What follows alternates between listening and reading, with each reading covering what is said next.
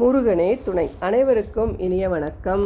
ஆன்மீகம் ஸ்டார்ட்ஸ் உங்களை அன்புடன் வரவேற்கிறது. பதிவு என்னவென்றால், தரித்திரம் நீங்கி செல்வம் பெருக பரிகாரம். ஒருவருடைய வாழ்க்கையில் செல்வம் அதிகரிக்க வேண்டும் என்றால் அதற்கு மகாலட்சுமியின் அருள் என்பது வேண்டும். நினைத்த உடனே மகாலட்சுமியின் அருள் கிடைத்து விடாது. நம்மிடம் இருக்கக்கூடிய தரித்திரம் நீங்கினால்தான் மகாலட்சுமியின் அருள் கிடைக்கும். தரித்திரம் நம்மிடம் இருக்கும் பட்சத்தில் நமக்கு கடன் பிரச்சனைகள் அதிகரிக்கும். உடலாலும் மனதாலும் பலவிதமான கஷ்டங்களை அனுபவிக்க வேண்டிய சூழ்நிலை உண்டாகும். ஒரு சிலருக்கு சாப்பிடுவதற்கு கூட உண்ணாமல் கஷ்டப்படுவார்கள், உணவு இல்லாமல். இப்படி இருக்கும் நிலை மாறி மகாலட்சுமியின் அருளை பரிபூரணமாக பெறுவதற்கு செய்யக்கூடிய சில பரிகாரங்களை பற்றி நாம் இந்த பதிவில் பார்க்க போகிறோம். தரித்திரம் நீங்கி செல்வம் பெருக பரிகாரம்.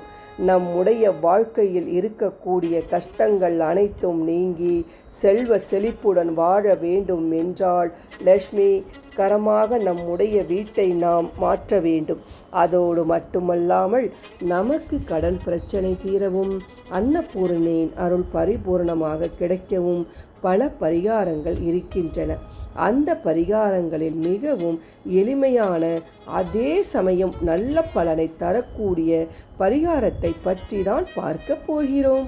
முதலில் நம்மை பிடித்திருக்கும் கஷ்டங்கள் நீங்குவதற்கு, கடன் பிரச்சனையை தீர்வதற்கு செய்யக்கூடிய ஒரு பரிகாரத்தை தெரிந்து கொள்வோம். இந்த பரிகாரத்தை நாம் புதன்கிழமை அன்று செய்வது என்பது சிறப்பு.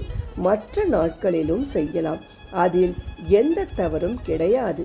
செவ்வாய்க்கிழமை அன்று இரவே ஒரு கைப்பிடி அளவு பாசிப்பருப்பை எடுத்து கொள்ளுங்கள்.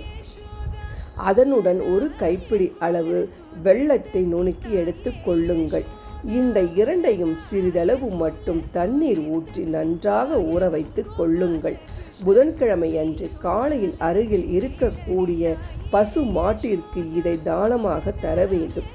பாசிப்பருப்பு தர முடியாது என்பவர்கள் பாசிப்பருப்பிற்கு பதிலாகவும் பச்சரிசியை பயன்படுத்தலாம். இப்படி செய்வதன் மூலம் நமக்கு இருக்கக்கூடிய பிரச்சனைகள் அனைத்தும் குறைய ஆரம்பிக்கும். அடுத்ததாக, சாப்பாட்டிற்கு எந்தவித குறையும் இல்லாமல் இருக்க அன்னபூரணியின் அருள் பரிபூரணமாக கிடைப்பதற்கு வெள்ளிக்கிழமை அன்று நம் வீட்டில் இருக்கக்கூடிய உணவுப் பொருட்கள் அனைத்தையும் சிறு சிறு கிண்ணங்களில் எடுத்து மகாலட்சுமிக்கு முன்பாக வைத்து வழிபாடு செய்ய வேண்டும்.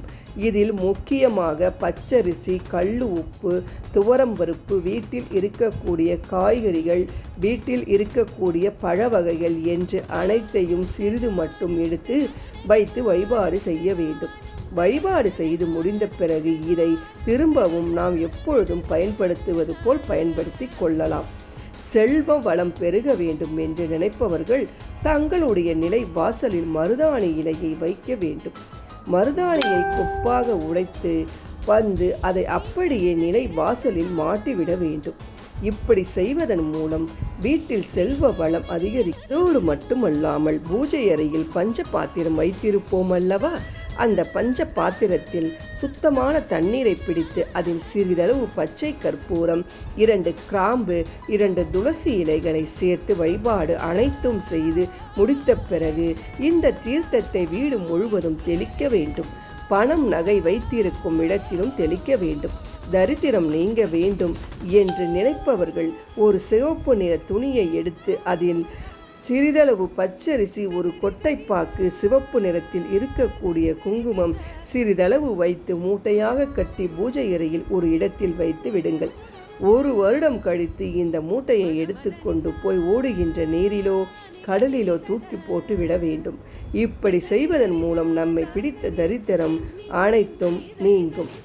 இந்த பரிகாரங்கள் அனைத்தையும் செய்வதும் நல்லது. அல்லது இதில் எதை உங்களால் செய்ய முடியுமோ அதை முழு மனதோடு செய்து வர உங்களுடைய தரித்திர நிலை நீங்கி செல்வ வளம் என்பது அதிகரிக்கும் என்று சொல்லிக்கொண்டு இந்த பதிவை நிறைவு செய்து கொள்ளலாம். நன்றி, வணக்கம்.